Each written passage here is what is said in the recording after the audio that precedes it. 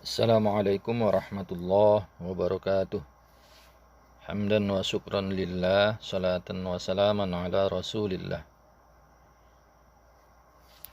Para pendengar rahimakumullah, terkhusus buat mahasiswa saya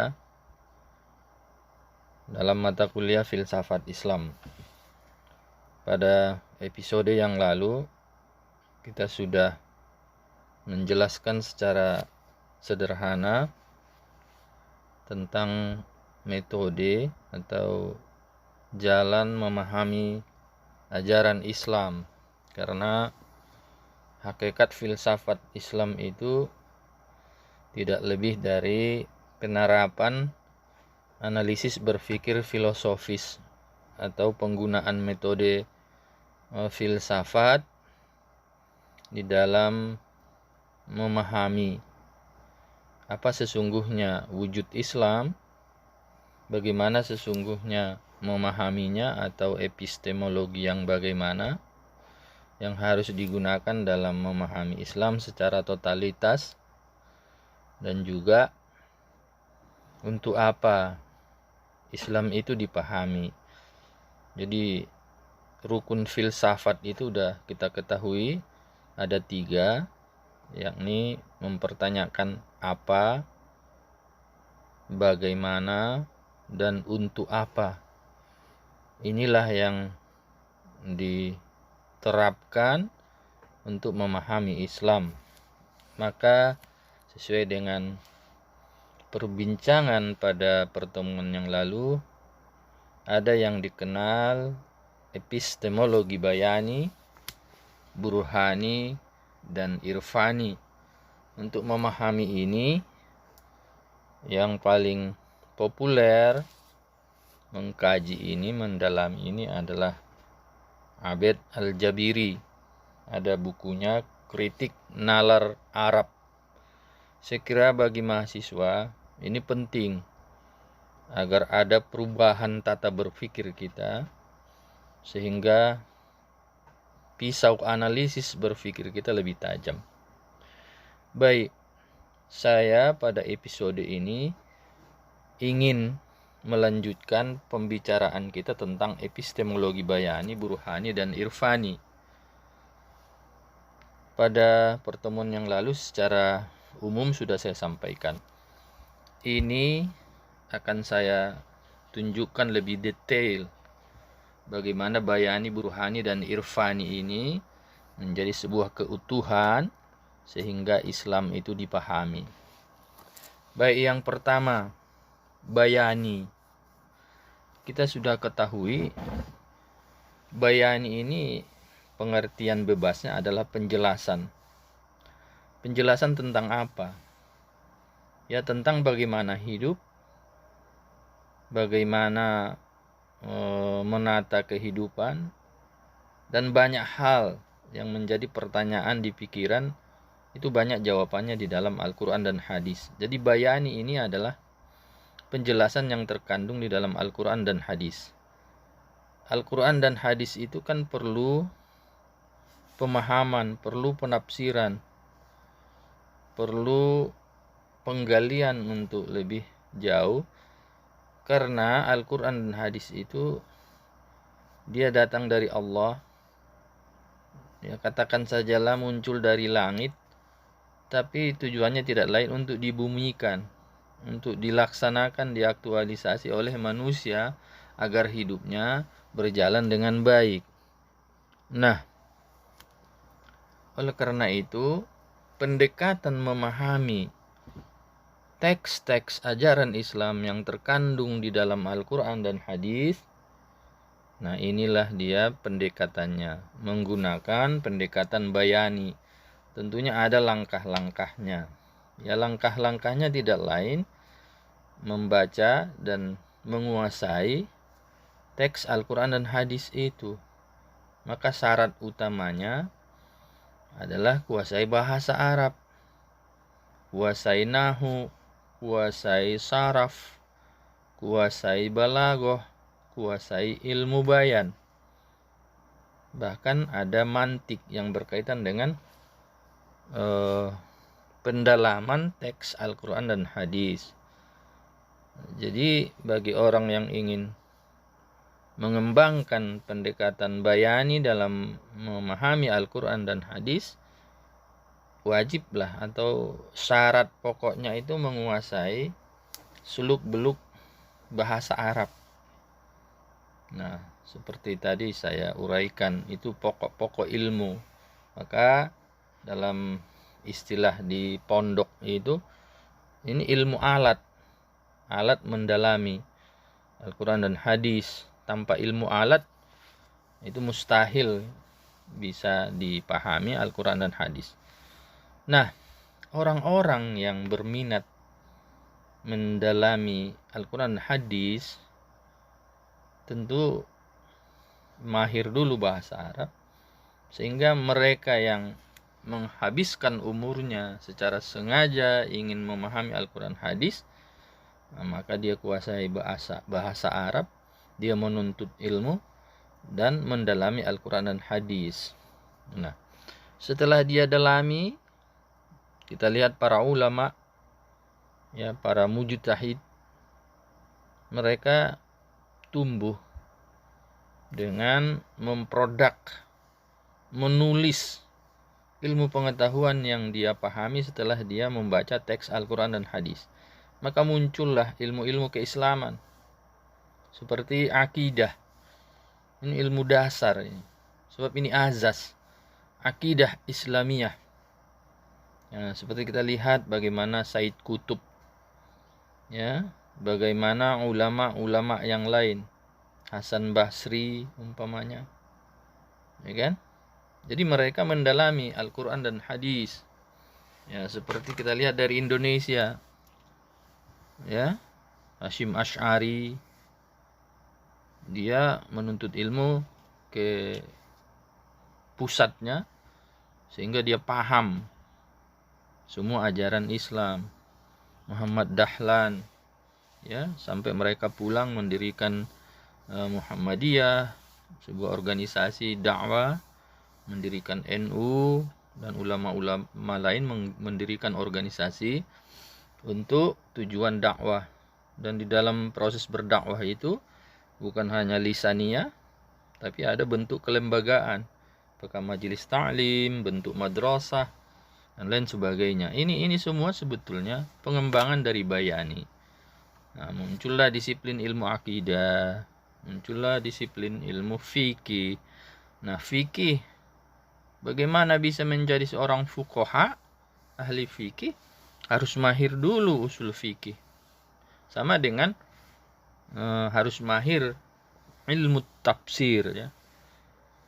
Ulumul Quran, ilmu-ilmu yang menyangkut dengan Al-Quran, tentang kesejarahannya, ya, tentang macam-macam lah, bagaimana dia turun. Itu kan ada di ulumul Quran. Ada ulumul hadis, ada mata pelajaran mustalah hadis. Nah, bagaimana hadis itu, apa hadis itu, bagaimana hadis yang benar, yang hasan, sahih, ada yang mardud, yang dhaif, dan segala macam. Itu ulumul hadis. Nah, sama dengan fikih, harus mendalami usul fikih.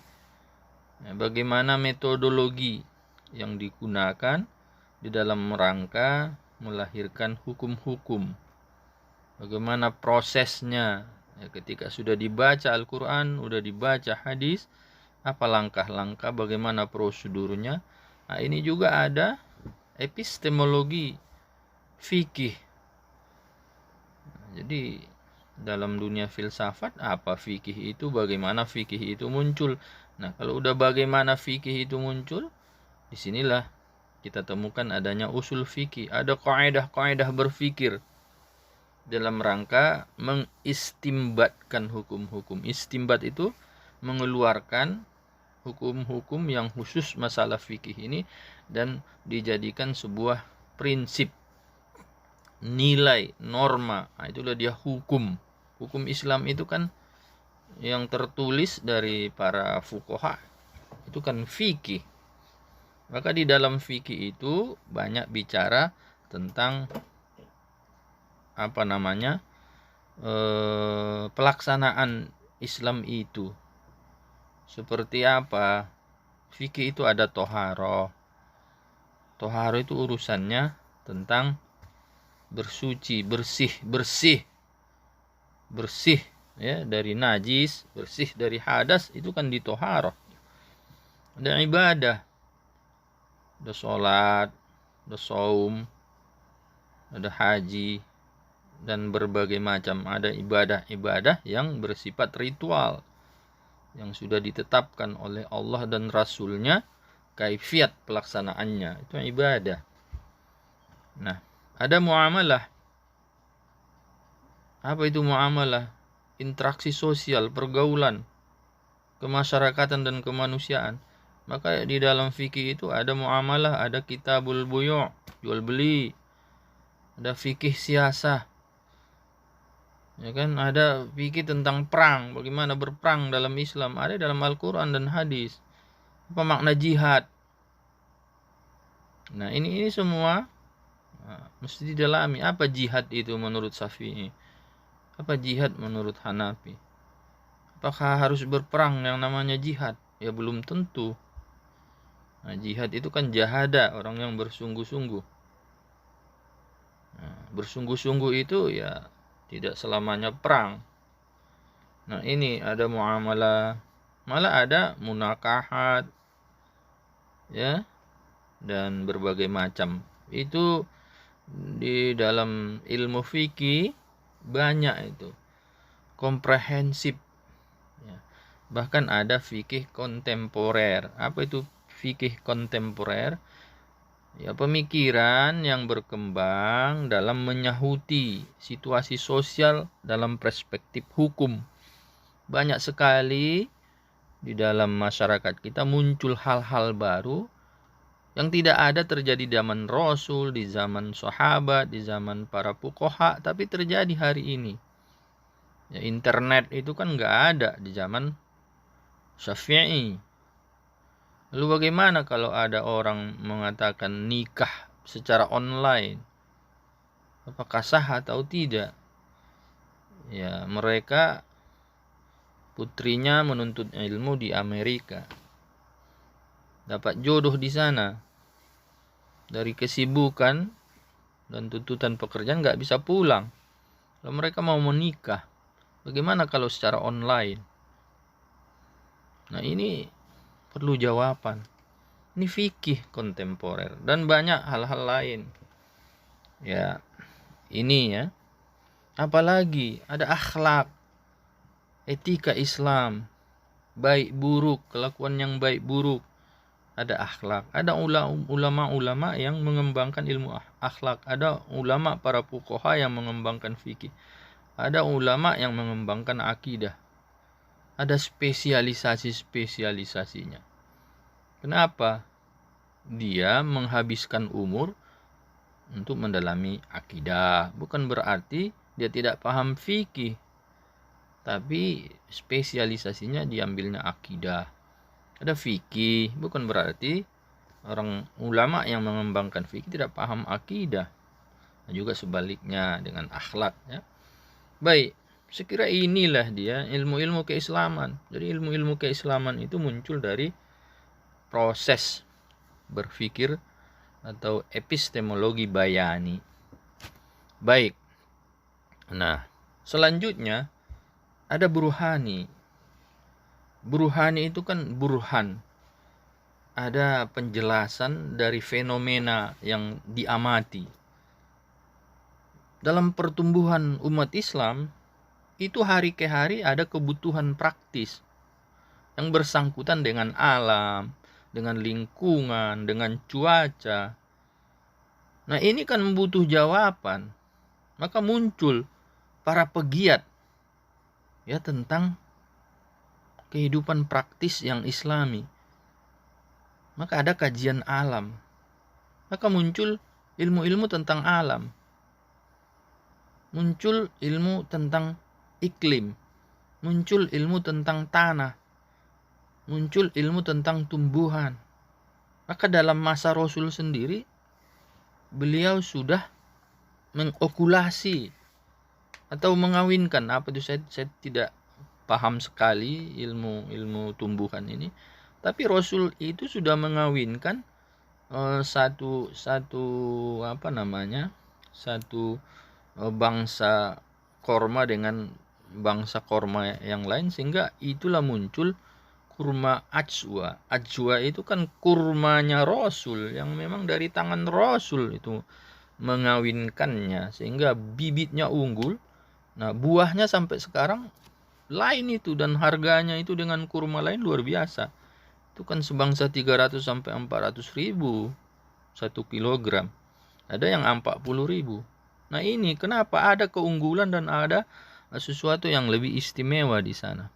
Ini kan sudah hasil kajian sains, kajian biologi, tumbuhan, dan sudah ada tekniknya, sudah ada teknologinya ya, tapi sederhana. Jadi sesuai dengan kebutuhan praktis, para ilmuwan muslim itu berjalan dan menemukan penetapan waktu sholat, arah kiblat. Ya kan, setelah Islam berkembang, Islam itu kan sudah sampai ke Afrika, ya Asia sudah, ya Asia Tenggara, sampai ke India, sampai ke Indonesia. Ini kan perlu ini pengembangan. Nah, ini jadi ada hal-hal yang dialami dalam kehidupan praktis oleh perkembangan Islam itu sendiri, maka burhani yang bisa menjawab itu. Maka muncullah berbagai disiplin ilmu tentang alam, disiplin ilmu tentang ya cuaca, tentang penetapan waktu, ya kan, maka muncul ilmu falak, ilmu perbintangan, sebab perlu menetapkan awal Ramadan, awal Syawal, dan sebagainya dan sebagainya. Ini berkembang. Jadi jangan dikira ilmu yang di barat sana ya mereka sejak awal mengembangkan itu, enggak. Dunia Islam banyak infaknya terhadap kemajuan barat. Ini tersendiri kajiannya. Itu kalau Anda mau membaca itu, ya Anda bisa melihat itu secara gamblang dan bisa memposisikan di mana umat Islam itu peranannya luar biasa dalam pengembangan sains dan teknologi. Dan umat Islam juga memungut dan melanjutkan perjuangan para ilmuwan sebelumnya. Ada yang dari Yunani, ada yang dari India, ada yang dari Cina. Nah, malah ada kan, walaupun itu asar ya, perkataan sahabat itu paling banyak mengatakan tuntun ilmu walau ke negeri Cina. Tapi ada juga yang menyebut itu hadis. Tapi saya cenderung melihat itu asar, perkataan sahabat. Nah, tuntut ilmu walau ke Cina. Nah, inilah akumulasi dari pergumulan hidup manusia dengan alam, dengan kehidupannya sehari-hari, muncullah ilmu-ilmu praktis. Apa itu ilmu sains yang sekarang? Biologi, kimia, fisika, ilmu perbintangan, astronomi, dan segala macam. Itu dari Islam banyak sekali. Dari nol mereka kembangkan. Itulah dia burhani. Yang ketiga irfani. Irfani itu arafa itu. Wa ma khalaqtul jinna wal insa illa liya'budun. Ibnu Arabi ya, dalam mengembangkan illa liya'budun, dia justru melihat itu lebih cocok liya'rifun, mengenal. Tanpa dikenal Allah itu bagaimana kita menyembahnya. Maka orang-orang irfani ini menekuni, ya, mencoba menekuni yang namanya irfani. Jadi bagaimana irfani ini bisa tumbuh? Tentu melalui proses. Maka irfani ini awal muncul kajian tentang tasawuf. Tasawuf itu adalah usaha mendekatkan diri kepada Allah Subhanahu wa taala. Termasuklah Ibnu Arabi yang sangat kesohor ya sebagai ilmuwan muslim kalau kita cerita tentang tasawuf. Nah, ada tasawuf yang bersifat filosofis, tasawuf falsafi. Inilah dia yang dihasilkan oleh irfani, ya, arofa, arif. Jadi orang yang mendalami tasawuf itu kan disebut para arif, ya, orang yang ingin mengenali Tuhan secara seksama, secara optimal, dan ingin dekat kepada Allah Subhanahu wa Ta'ala. Jadi irfani ini adalah satu pendekatan yang digunakan dalam dunia Islam sehingga menghasilkan ilmu tasawuf. Ilmu tasawuf. Tasawuf itu ada yang bersifat falsafi, ada yang bersifat praktis. Tapi yang pasti irfani berasal dari arofa, arif. Irfani, ain, irfani, araf, arofa. Jadi irfani ini adalah sebuah pendekatan, ya, metodologi di dalam rangka menelaah bagaimana manusia itu bisa dekat kepada Allah. Bahkan di dalam konsep tasawuf nanti ada dikenal dengan wahdatul wujud, penyatuan dengan Allah Subhanahu wa Ta'ala. Jadi irfani melahirkan konsep-konsep ilmu tasawuf yang bersifat falsafi. Apa itu?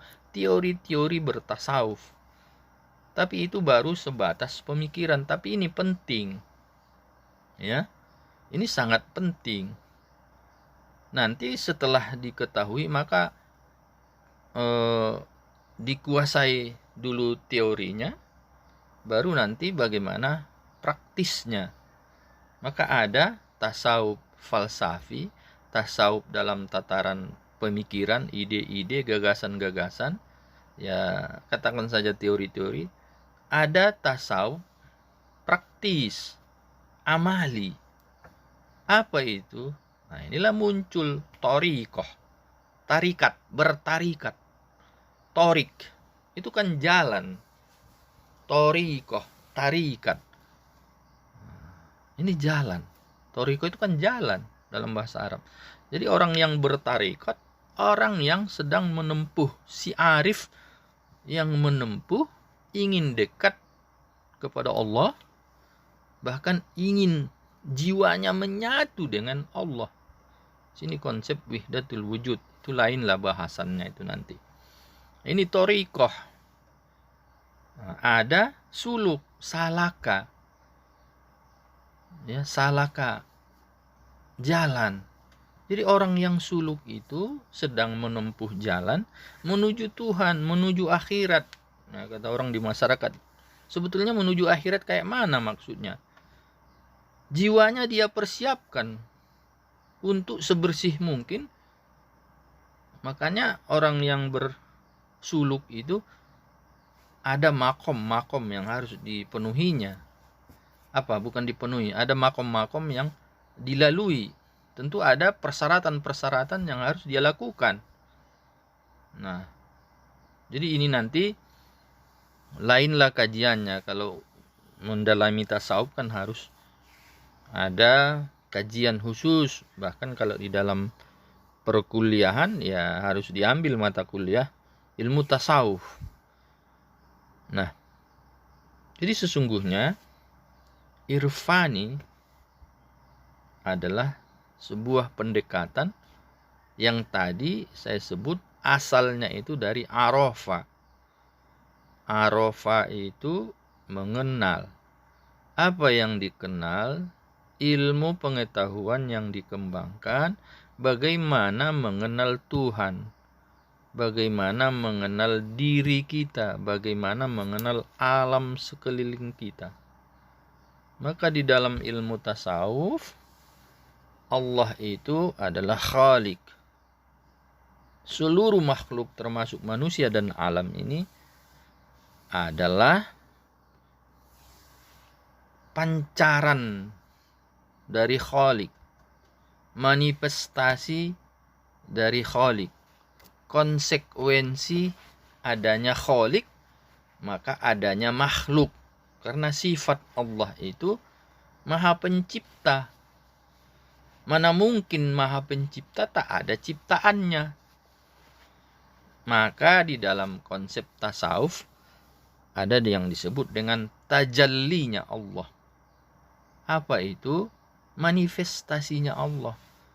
Ibarat cahaya, sinar dengan cahaya, atau cahaya dengan matahari, kan tidak bisa dipisahkan.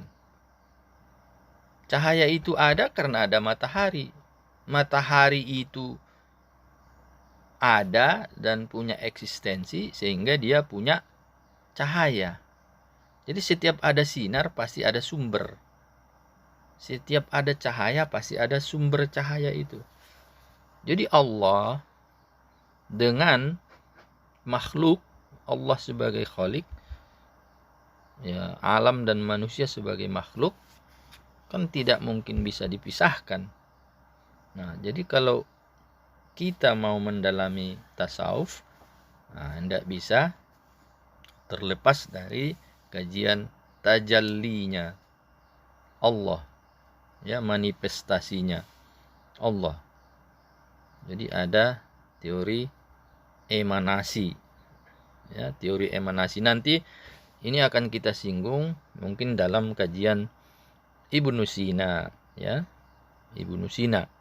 Jadi nanti ada beberapa sesi kita akan menelaah bagaimana pemikiran-pemikiran tokoh filosof, ya, Muslim, kan banyak itu, mulai dari Al-Kindi, Al-Farabi, Ibnu Sina. Nah, ini kan tasawuf ini juga mereka kembangkan. Jadi Al-Ghazali umpamanya, ya, Al-Ghazali itu seorang filosof, tapi sesungguhnya juga seorang sufi. Sama dengan Ibnu Arabi, dia itu adalah seorang filosof, tapi juga seorang sufi. Jadi pada umumnya para filosof dunia Islam bagaimanapun akan sampai telaahnya terhadap tasawuf, sebab ada irfani. Nah, jadi bahkan seorang ahli akidah juga piawai pada bilang ilmu burhani, ilmu sains. Seperti Ibnu Sina, dia itu mahir tafsir, luar biasa tentang akidah, tapi dia seorang dokter yang mendalami ilmu-ilmu biologi tentang tubuh manusia dan kesehatannya, serta mendalami ilmu kejiwaan manusia, psikologi. Jadi dia seorang dokter yang lengkap pemahamannya tentang biologi, tentang tubuh manusia, dan juga psikologinya, kejiwaannya. Jadi kadang dia mengobati orang tidak langsung mengasih resep untuk obat fisik. Ada sejarahnya, dia menghadapi pasien yang demam, tapi justru